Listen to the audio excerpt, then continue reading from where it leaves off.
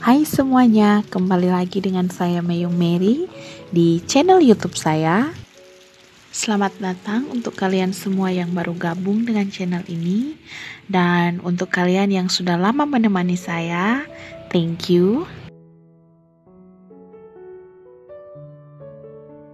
Video kali ini adalah video lanjutan part 2 dari video sebelumnya yang berjudul Cara Bahagia Menikmati Hidup.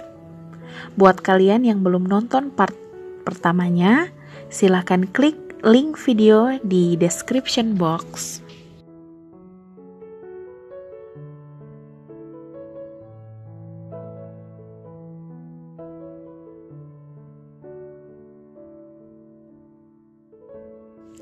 Sekarang kita masuk pada poin ke-6, yaitu tetap produktif.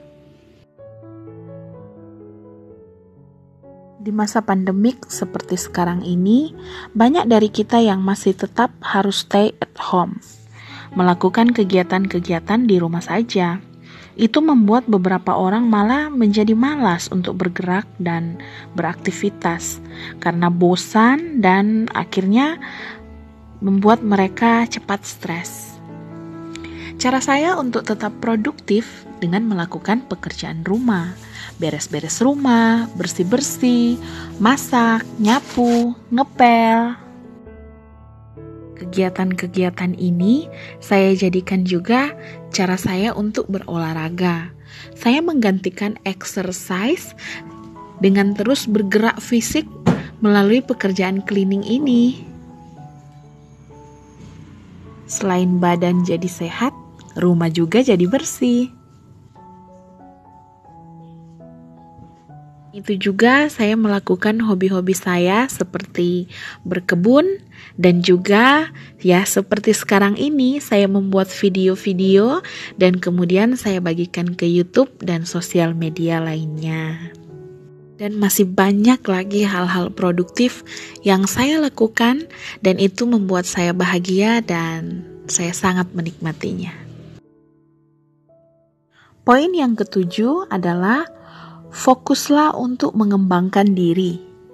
Fokuslah pada hal-hal yang membuat dirimu berkembang dengan cara sibuk mengasah kemampuan-kemampuan yang ada di dalam diri kita. Kenalilah diri kita secara mendalam. Jangan hanya gagal fokus dengan sibuk memperhatikan kelebihan orang lain. Ada banyak orang yang tidak tahu potensi dalam dirinya. Padahal Tuhan menciptakan kita dengan potensi-potensi yang Dia taruh di dalam diri kita sesuai dengan rancangannya. Tugas kita ya mencari tahu dan mengembangkannya. Memang tidak mudah, tapi jika kita mau untuk mencari tahu, mintalah pada Tuhan, berdoalah agar Tuhan memberitahu pada kita dengan caranya. Dan kita akan lihat betapa besar potensi-potensi di dalam diri kita yang sudah Tuhan berikan pada kita.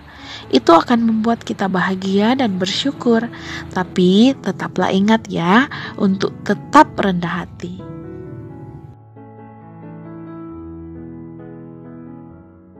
Next, poin yang ke-8 yaitu belajarlah untuk tenang dan berserah pada Tuhan. Tahukah kamu, dengan berserah pada Tuhan akan membuat kita menjadi tenang. Berserah tidak sama dengan menyerah atau putus asa. Tapi berserah adalah cara kita mengakui kedaulatan Tuhan atas hidup kita. Kita harus terus berjuang dan berusaha, namun kita harus juga berserah penuh dengan kehendak Tuhan.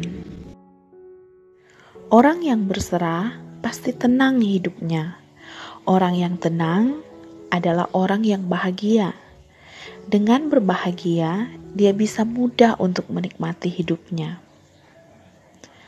Khawatir itu memang manusiawi, tapi jika kekhawatiran itu sudah berlebihan sampai membuat stres dan sakit, itu tandanya kita tidak mengakui keberadaan Tuhan dalam hidup kita. Bukankah Tuhan yang memelihara burung pipit dan yang mendandani bunga bakung? Apakah engkau tidak lebih berharga dari hewan dan tumbuhan? Coba renungkanlah itu. Yang ke-9 adalah membereskan hati. Apakah kita bisa menikmati hidup jika kita menyimpan dendam dan akar pahit di hati? Setiap kita manusia punya luka-luka batin yang mungkin kita alami di masa lalu, waktu kita masih kecil atau di masa kini. Sekarang ini kita mungkin terbelenggu dengan akar pahit. Kita hidup di dunia ini di mana orang-orang sekitar kita sangat berpotensi untuk menyakiti hati kita. Dan dengan kita pun punya potensi juga untuk menyakiti hati orang lain tanpa kita sadari.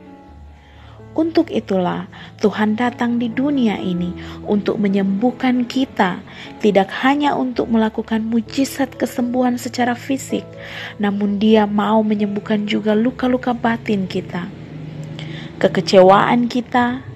Dia mau memerdekakan kita dari belenggu kebinasaan itu. Bukan tanpa alasan Tuhan berkata, 70 kali 7 kali kita harus mengampuni orang yang bersalah pada kita. Dan juga Tuhan berkata, kasihilah musuhmu dan berdoalah bagi mereka. Saya tahu itu tidak mudah. Saya pun pernah mengalaminya. Sulit, sangat sulit. Dan Tuhan tahu itu.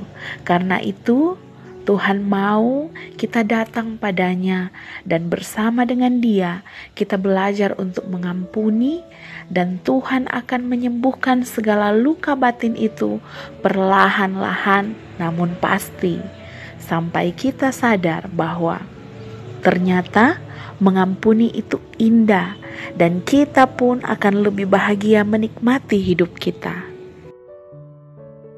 Next, yang ke-10, yang terakhir namun tidak kalah pentingnya, yaitu berani berkata tidak. Kita tidak bisa menyenangkan semua orang.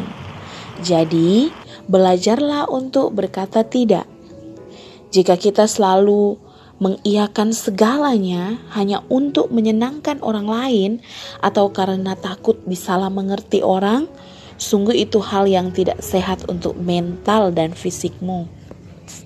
Karena ketika kita tidak mampu berkata tidak untuk hal-hal yang berpotensi mengganggu prioritas hidup kita, ujung-ujungnya kita akan kehilangan kontrol diri. Akhirnya kita depresi, tertekan, dan fisik kita melemah karena penurunan imun tubuh. Apalagi masa pandemik seperti sekarang ini, kita butuh imun tubuh yang baik untuk melawan virus. Jadi, mulai sekarang belajarlah untuk berani berkata tidak, apalagi untuk hal-hal yang mengganggu prinsip hidup kita.